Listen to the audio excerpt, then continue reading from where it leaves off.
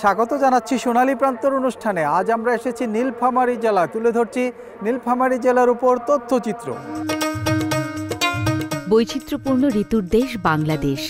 এদেশে বিভিন্ন প্রান্তে ছড়িয়ে আছে বহু বছরের পুরনো প্রত্নতাত্ত্বিক নিদর্শন, ঐতিহাসিক বিভিন্ন স্থাপনা, পাহাড়, নদী, বন জঙ্গল, প্রকৃতির অপার সৃষ্টি, প্রাকৃতিক ঝর্ণা, গুহা, হাওর বাওর অরণ্য সহ হাজারো রূপের অনুষঙ্গ। সভ্যতার ক্রমবিকাশে আর্থসামাজিক অবস্থার উন্নয়নের ফলে দেশের বিভিন্ন প্রান্তের মানুষের জীবনধারায়ও এসেছে ব্যাপক পরিবর্তন। পিছিয়ে পড়া জনপদগুলোতেও এখন লেগেছে উন্নয়নের ছোঁয়া। ফলে অন্ধকারাচ্ছন্ন প্রান্তগুলো হয়ে উঠেছে আলোকময় সোনালী প্রান্তর।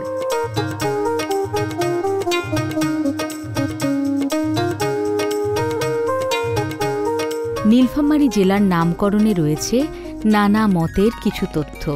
বর্তমান নীলফামারী শহরের ৩ কিলোমিটার উত্তরে পুরাতন রেল স্টেশনের কাছেই ছিল একটি বড় নীলকুঠি।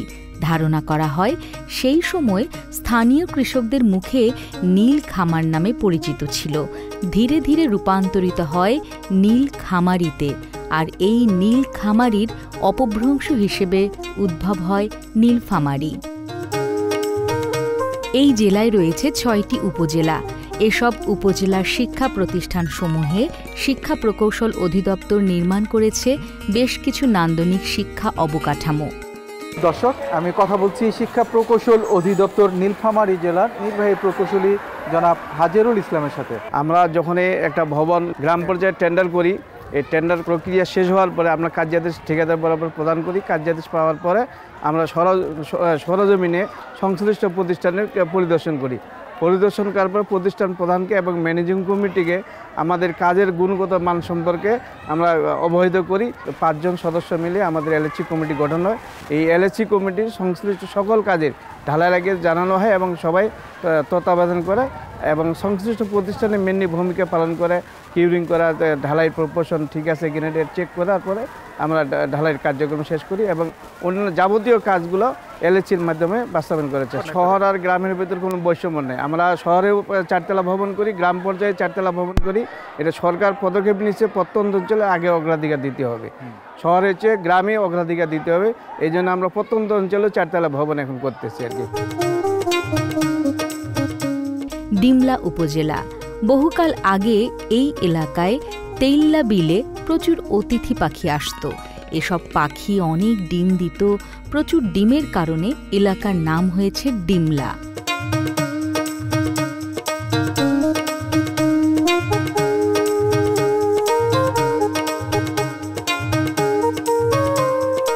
দর্শক, আমরা আছি নীলফামারী জেলার ডিমলা উপজেলার খালিশা চাপানি এলাকায়। আপনারা আমার পেছনে যে নান্দনিক ভবনটি দেখতে পাচ্ছেন, এটি হচ্ছে ছোট খাতা কামিল মাদ্রাসা। এই মাদ্রাসাটি 1966 সালে স্থাপিত হয়েছে। বর্তমানে মাদ্রাসা শিক্ষার্থীর সংখ্যা প্রায় 1200। শিক্ষা প্রকৌশল অধিদপ্তর নীলফামারী জেলা এখানে একটি নান্দনিক ভবন নির্মাণ করেছে।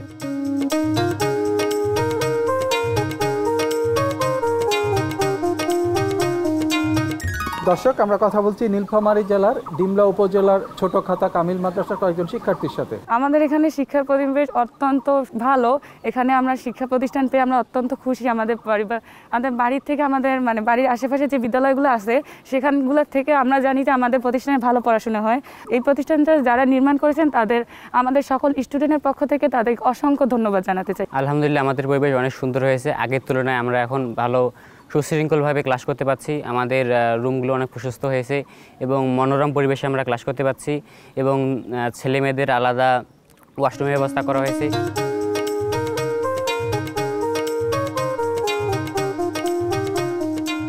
দর্শক, আমরা আছি নীলফামারী জেলার ডিমলা উপজেলার ছোট খাতা কামিল মাদ্রাসা মাঠে। কথা বলছি অত্র মাদ্রাসা সম্মানিত অধ্যক্ষর সাথে। এখানে আল্লাহর রহমে এই বিল্ডিং পাওয়ার পরে পরিবেশটাই পাল্টে গেছে। ছাত্রছাত্রীদের যে মনোবল, পাঠদানের যে একটা শৃঙ্খলা সম্পূর্ণ পরিবর্তন হয়ে গেছে ইনশাআল্লাহ। যারা ভবনটা নির্মাণ করেছে শিক্ষা প্রকৌশল অধিদপ্তর, তাদের কাজের মান কেমন হয়েছে? মান আল্লাহর রহমে খুব সুন্দর হয়েছে। আমরা যেটা আশা করছি তাতেই ঝরে পড়া রোডটা প্রায় 95 পর্যন্ত আমরা উপস্থিতি পাচ্ছি।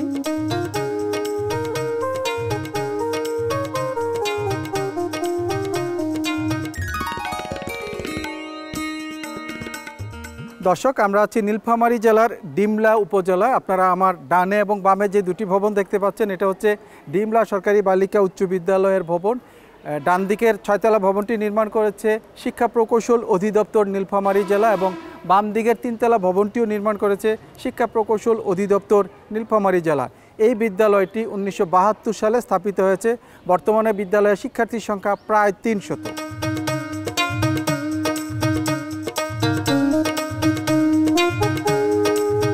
এটি ডিমলা সরকারি বালিকা উচ্চ বিদ্যালয়। এই বিদ্যালয়টি 1972 সালে প্রতিষ্ঠিত হয়। শিক্ষা প্রকৌশল অধিদপ্তর এখানে একটি 6তলা নান্দনিক ভবন নির্মাণ করেছে। এই বিদ্যালয়ে শিক্ষার্থীরা পড়াশোনার পাশাপাশি সাংস্কৃতিক কর্মকাণ্ডেও এগিয়ে রয়েছে।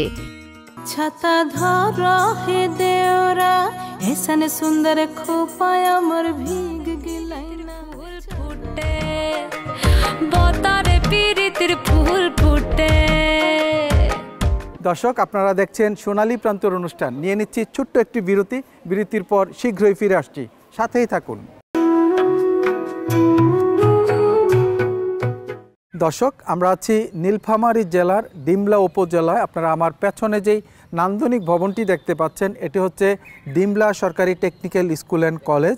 এই কলেজটি 2021 সালে যাত্রা শুরু করেছে এবং এটির অবকাঠামো নির্মাণ করেছে শিক্ষা প্রকৌশল অধিদপ্তর নীলফামারী জেলা। এই কলেজে এখন বর্তমানে শিক্ষার্থীর সংখ্যা প্রায় 900। বাংলাদেশে কারিগরি শিক্ষার যে যাত্রা শুরু হয়েছে, সেই যাত্রার অংশ হিসাবে সারা বাংলাদেশে 100টি এই ধরনের টেকনিক্যাল স্কুল অ্যান্ড কলেজ ইতিমধ্যে নির্মাণ কাজ প্রায় শেষ হয়েছে। আরও 329টি কলেজের যাত্রা শুরু হতে যাচ্ছে। বাংলাদেশে কারিগরি শিক্ষার হার বাড়াতে সরকার যে উদ্যোগ নিয়েছে, সেই উদ্যোগকে আমরা সাধুবাদ জানাই।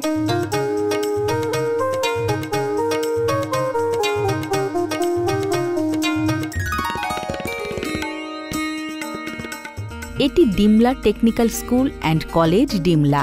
শিক্ষা প্রকৌশল অধিদপ্তর এখানে একটি 5তলা নান্দনিক ভবন নির্মাণের মাধ্যমে প্রতিষ্ঠানটি স্থাপন করেছে।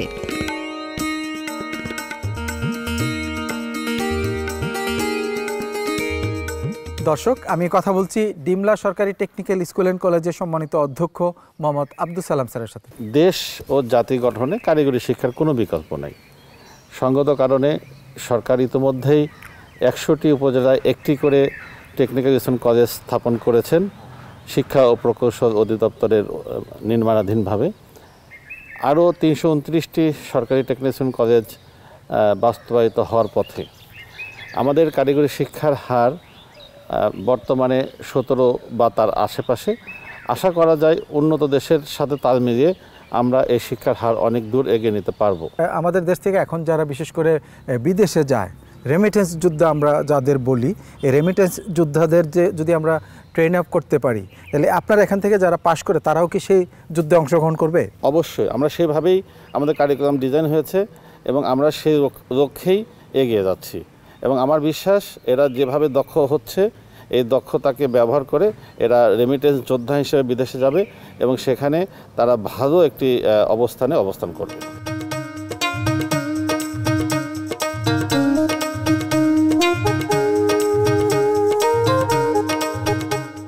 দর্শক, আমরা চলে আসছি বেসিক জাপানিজ ল্যাঙ্গুয়েজ স্কুলে। চলুন এর উপর একটি তথ্য দেখি।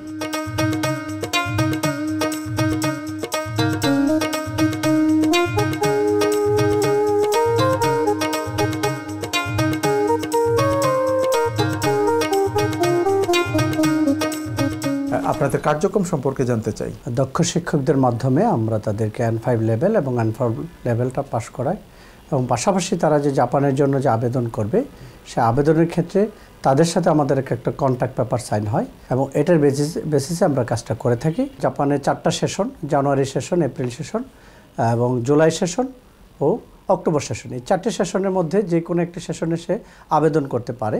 তো সেক্ষেত্রে তার ল্যাঙ্গুয়েজের যে যোগ্যতাটা N5 লেভেলের, সেই যোগ্যতাটা অর্জনের জন্য জাপান থেকে কয়েকটা পরীক্ষা হয়, নাট, জেলপিটি। এই পরীক্ষাগুলোতে সে পাশ করলে সে যে কোনো সেশনে সে আবেদন করতে পারে। এটা মূলত কতদিন লাগবে এটা ছাত্রের উপর একটা নির্ভর করে। যদিও কোর্সটা 6 মাসের, আমরা সাধারণত ছাত্ররা 4 মাস 3 মাসেও অনেক সময় কোর্সটা কমপ্লিট করে ফেলি।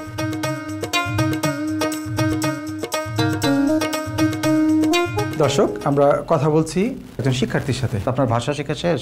জি, আমার সিও চলে আসছে, এখন আমি অ্যাম্বাসিতে ডেট নিয়ে দাঁড়াবো। ছোটোবেলা থেকে আমার জাপান খুব ভালো লাগতো, কারণ আমি জাপানিজ মুভি, সিরিজ, অ্যানিমে এইসব দেখতাম, এবং তারপর আব্বুকে এটা বলার পর আব্বু আমার সাথে সহমত জানান। আমার বড় ভাই জাপানে থাকে, এই বেসিক থেকে গিয়েছিল, আমি ওনার থেকে উদ্বুদ্ধ হয়ে আমি জাপানিজ ল্যাঙ্গুয়েজ স্কুলে N5 পাস করে N4 এর মধ্যে অধ্যয়নরত আছি।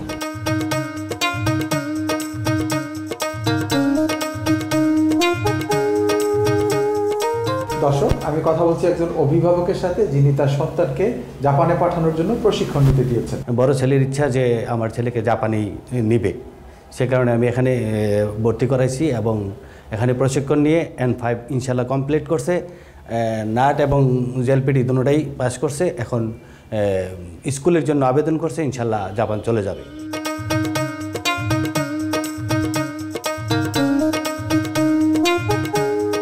দর্শক, আমরা আসছি জাপানিজ ল্যাঙ্গুয়েজ স্কুলে, যে স্কুলে যেসব শিক্ষার্থীরা জাপানি ভাষা শিখছে বা জাপানের কালচার শিখছে, তাদের সরাসরি ইন্টারভিউ নেওয়ার জন্য জাপান থেকে একজন প্রতিনিধি আসছে। ওনার নাম হচ্ছে হিরাইয়ামা।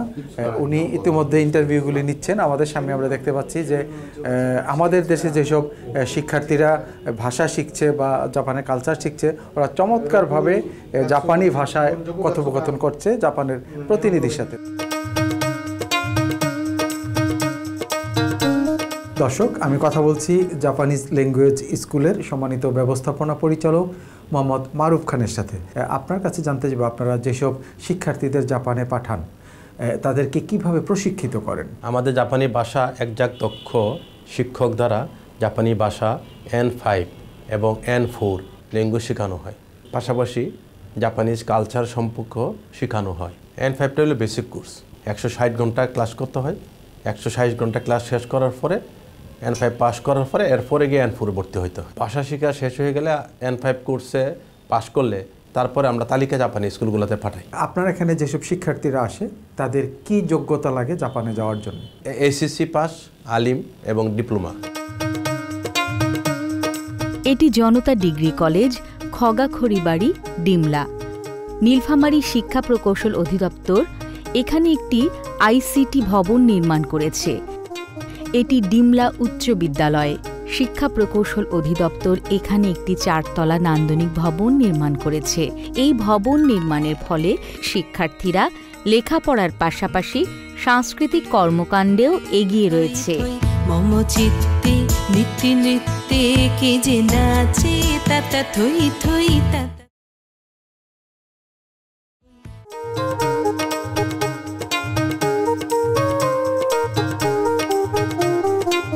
দর্শক, আমরা আছি নীলফামারী জেলার সৈয়দপুর উপজেলা।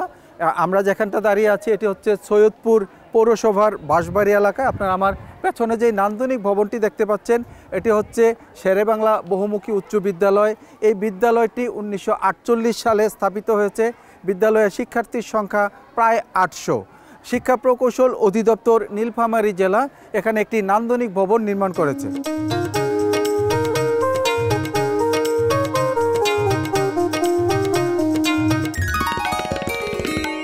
দর্শক, আমরা আছি নীলফামারী জেলার সৈয়দপুর পৌরসভায়। কথা বলছি সৈয়দপুর পৌরসভার বাঁশবাড়ি এলাকার শেরেবাংলা বহুমুখী উচ্চ বিদ্যালয়ের সম্মানিত প্রধান শিক্ষকের সাথে। এই এলাকায় কোনো 4তলা ভবন শিক্ষা প্রতিষ্ঠান নাই।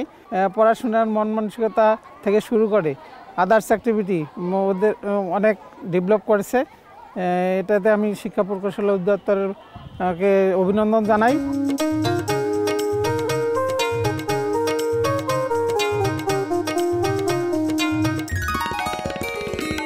দর্শক, এতক্ষণ দেখেছেন নীলফামারী জেলার উপর তথ্যচিত্র। আগামী সপ্তাহে একই সময়ে দেশের অন্য কোনো প্রান্তে আবারও দেখা হবে। আর অনুষ্ঠান সংক্রান্ত মতামত জানাতে আমাদেরকে ইমেল করতে পারেন। আমাদের ইমেল অ্যাড্রেস হচ্ছে sonaliprantor@gmail.com। আজ এ পর্যন্তই। সবাই ভালো থাকুন, সুস্থ থাকুন এবং নিরাপদে থাকুন। আল্লাহ হাফেজ।